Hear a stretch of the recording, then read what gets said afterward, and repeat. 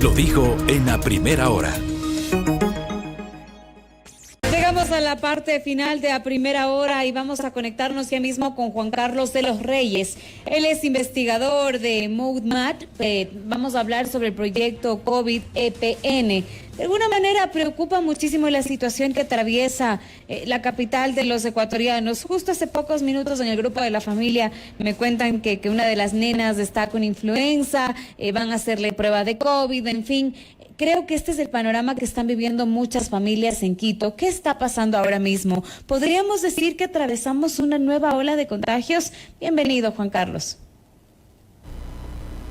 Muchas gracias. Buenos días a toda la audiencia de Sonorama. Y efectivamente, lo que vamos viendo nosotros, y creo que lo que comenta acerca de la situación familiar, es lo que escuchamos nosotros todos los días. Sin embargo, quisiera un poco empezar aclarando que el trabajo que nosotros realizamos en el Centro de Modelización Matemática de la Escuela Politécnica Nacional lo hacemos desde el inicio de la pandemia. Hemos venido desarrollando los modelos matemáticos para poder saber qué es lo que está pasando con el COVID en sus diferentes variantes a lo largo de estos ya años de pandemia. Y efectivamente lo que vemos en la actualidad es que hay un incremento de casos y sobre todo hay un incremento de la velocidad de contagio del COVID a nivel nacional, con algunas provincias más marcadas que otras, pero que es algo sostenido, ¿no? Entonces, ¿pero qué está pasando? Hablamos de una nueva ola, si bien es cierto está sostenido, pero este panorama que yo les contaba ya se escucha en varias familias. Y de cierta manera esto preocupa tomando en cuenta que ya se vienen las festividades de Navidad, Año Nuevo y uno se encuentra con la familia. Sí, si te soy sincero, el tema del COVID ya no es algo totalmente nuevo y hay una cierta regularidad en lo que nosotros hemos vivido, en particular en el Ecuador. En los 3 años en los que vamos, nosotros básicamente tenemos 2 picos importantes en cuanto al contagio. El uno es después del Día del Padre, es mes de junio, julio, y eso ya se ha dado en los 3 años anteriores. Y efectivamente en las festividades navideñas se da de nuevo una explosión de casos. Entonces lo que vamos a tener, obviamente, es en enero, similar a lo que vivimos en los años anteriores, que van a haber una ola de contagios. Eso ya es cierta regularidad que nosotros tenemos en la pandemia a lo largo de estos años en el país. Y obviamente se debe también al hecho de que nosotros tenemos todas las reuniones sociales relacionadas con esas festividades, tanto con el Día de la Madre y del Padre, como lo que es fiestas de Quito y Navidades y Año Nuevo, ¿no? Entonces, ¿qué precauciones podemos darle a la ciudadanía tomando en cuenta las cifras de estos momentos? ¿Son de preocuparse o no? Yo escuchaba ayer, por ejemplo, en el hospital Quito Sur está completamente abastecido ahora mismo de niños, principalmente con enfermedades respiratorias. ¿Eso debe preocuparnos? ¿Debe causarnos una alerta? Bueno, nosotros estamos en contacto con las autoridades permanentemente, sobre todo la Organización Panamericana de la Salud, para dar una perspectiva de cómo se van a dar los contagios en las semanas que vienen. El tema del riesgo en términos de hospitalización es algo que manejan mucho mejor las autoridades de la salud. Sé que esta variante o estas variantes del COVID no son tan peligrosas en términos de mortalidad de lo que fueron las anteriores, y que por eso de alguna forma hay un cierto relajamiento en las autoridades, pero obviamente todo esto es un tema estadístico, ¿no? Por más de que sea menor el porcentaje de mortalidad en estas nuevas variantes, si es que los casos crecen excepcionalmente, entonces vamos a tener una complicación. En cuanto a medidas, obviamente lo que nosotros ya sabemos, el COVID ya es un viejo conocido, digamos.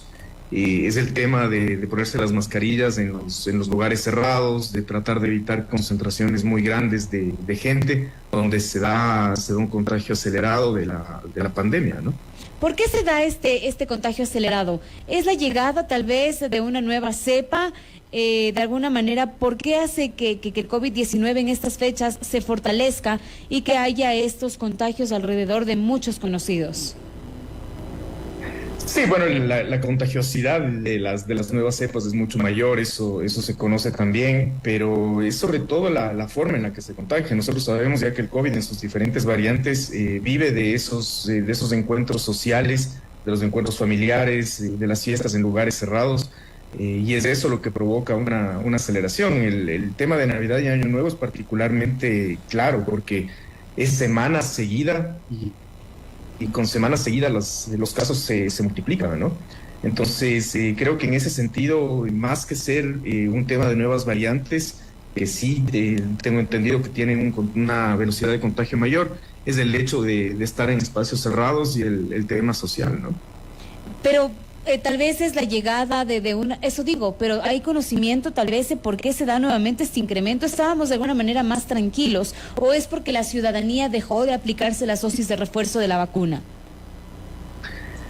A ver, el tema de la dosis de refuerzo también es un tema clave, ¿no? Porque creo que ya tenemos que ir reaccionando como país a que esto va a pasar todos los años. Como te mencionaba, hay una cierta regularidad, siempre se van a dar las mismas fechas, siempre se van a dar los mismos fenómenos de que la pandemia crezca en estas fechas.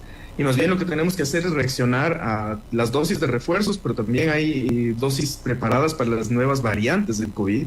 Y el Ministerio de Salud y todas las autoridades del caso tienen que tener ya una política pública estable como para adquirir vacunas actualizadas con las nuevas variantes de manera frecuente, de tal manera que se mitigue el riesgo de mortalidad. Pero esto es conocido, es lo mismo que está pasando con la influenza.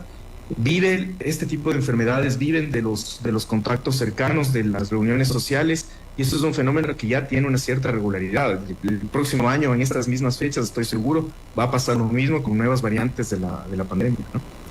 Entonces, ¿de qué podemos esperar para los últimos días de diciembre? ¿Que más personas estén contagiadas o que esta sintomatología que están sintiendo o tal vez estos contagios que están teniendo muchas personas bajen o suban? ¿Qué podemos esperar tomando en cuenta Navidad, 24, 25, 31 y 1 de enero, que es en donde la gente más se reúne? Sí, la verdad es que no, es muy complicado porque no tengo una bola de cristal al frente mío. Claro, pero de alguna manera el comportamiento que se está dando, ¿no? Porque hace 2 semanas yo decía nada más en mi espacio informativo de la tarde, yo decía, bueno, es importante que por favor los padres de familia dejen a los niños en casa. Últimamente escucho a muchas personas con enfermedades respiratorias, no están utilizando la mascarilla. Esto hace 2 semanas, yo lo dije en mi espacio. De repente, después de estas 2 semanas, en estos días ya se escucha que el Código Nacional y que las autoridades disponen nuevamente la obligatoriedad de este dispositivo de seguridad. Y de repente, ¿qué va a pasar después? Ahora, tal vez con estas medidas que están tomando, ¿van a reducir o con estas reuniones familiares esto puede incrementar? Como te decía, bueno, obviamente ver en el futuro no es complicado, pero nosotros sí tenemos los modelos que nos permiten dar algo de perspectiva de lo que puede pasar. Comparativamente con el año anterior, que hubo la ola de Omicron en el mes de enero y que fue una ola de contagio significativa, el mapa de riesgo de contagio actual es incluso más intenso que el del año anterior. Es decir, lo que se esperaría en fiestas, lastimosamente, es que los contagios aumenten y que tengamos un mes de enero con algunos casos, ¿no? Bueno, pero sería tal vez un mes de enero con enfermedades respiratorias de alguna manera un poco más leves por todas estas campañas que hay de vacunación contra el COVID y contra la influenza.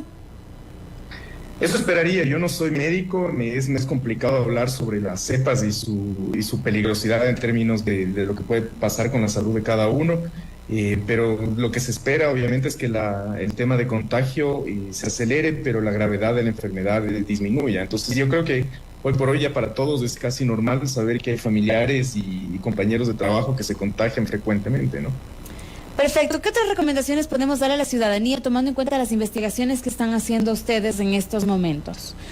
Tal vez a los que vienen incluso de viaje, porque muchas personas regresan, algunos del Mundial y otros vienen a visitar a sus familias en estas fechas. Sí, mira, el tema de los mapas que nosotros sacamos, nosotros estamos permanentemente, semana a semana, difundiendo mapas de riesgo de contagio, justamente con la intención de que la ciudadanía se pueda informar directamente y pueda saber qué tan peligroso es en su provincia el tema del contagio y pueda tomar medidas. ¿Qué medidas son? Pues bueno, es medio como prevenir el tener reuniones sociales, el tener aglomeraciones, el usar la mascarilla frecuentemente, que es algo que es estandarizado. Y esa es un poco la recomendación en general a la ciudadanía. Ahora, el tema de la recomendación, sobre todo, sigue siendo, y lamentablemente después de 3 años seguimos insistiendo en lo mismo, es con las autoridades que son rectoras del sistema de salud. Es el tema de políticas permanentes ya de muestreo para saber cómo se desarrollan estas enfermedades, cuándo son los casos mayores, cuándo se acelera. Ese tipo de políticas es importante implementar porque Esto no se va a ir, el tema del COVID no se va a ir y es muy probable que después de algunos años tengamos nuevas pandemias y hay que estar preparados para todo eso. Es un poco un asunto de política de Estado, ¿no? Usted ha tocado algo súper importante porque en su momento en la Asamblea Nacional se hablaba de crear una ley de la pandemia, ¿no es cierto? Que vaya ahora acompañando con políticas públicas a esto que estamos viviendo. Y es algo que se ha quedado allí en el olvido de cierta forma y no se ha seguido tratando. Podríamos hablar entonces de que es el momento de ya tomar, digamos, al toro por los cuernos, porque se acercan incluso otras enfermedades, otras cepas, esto puede evolucionar. En China vemos que incluso muchas de las personas están hasta en contra de su primer mandatario, porque él ha tenido unas políticas demasiado fuertes frente a las personas que tienen contagios de COVID.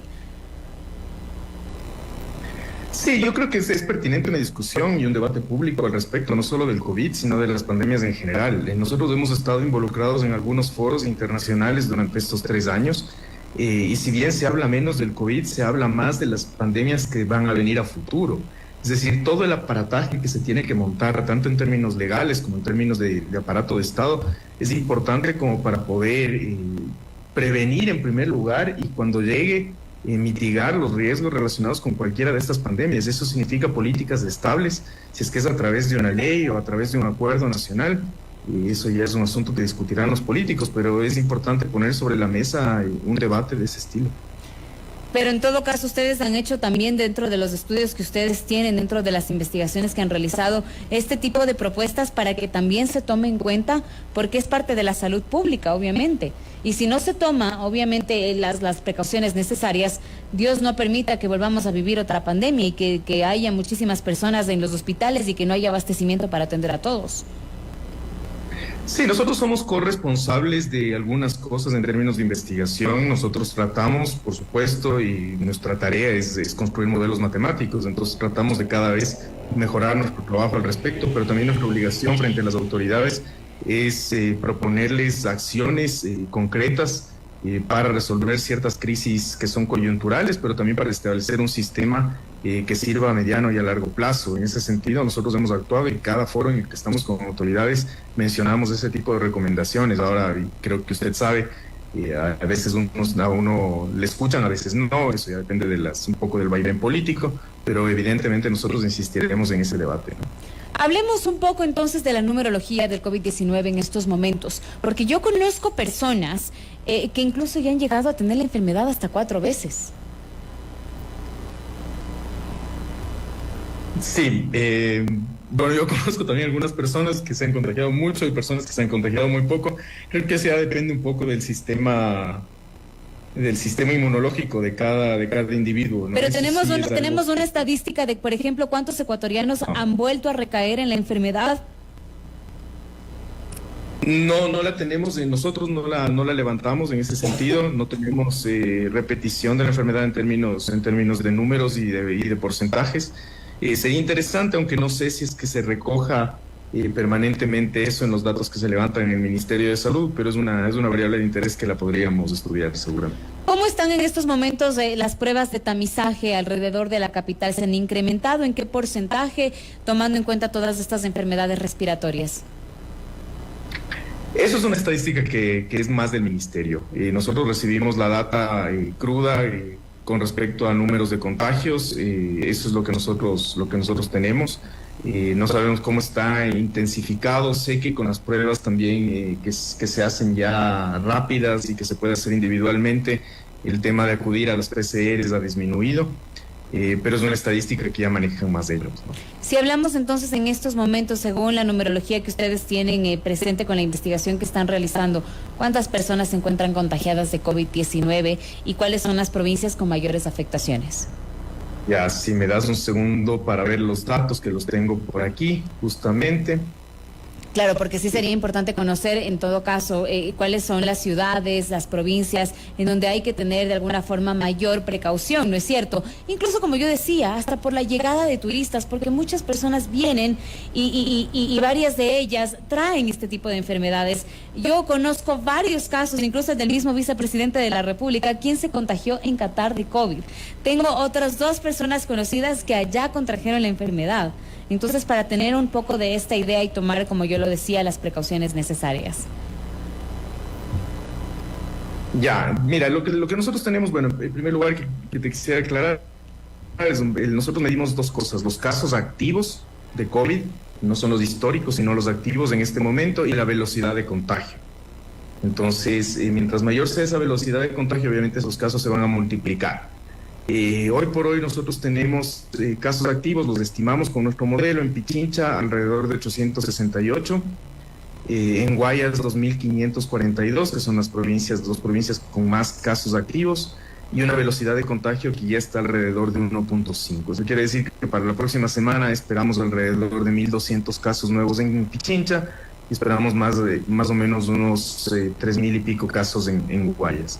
Y así es como se va acelerando la velocidad, ¿no?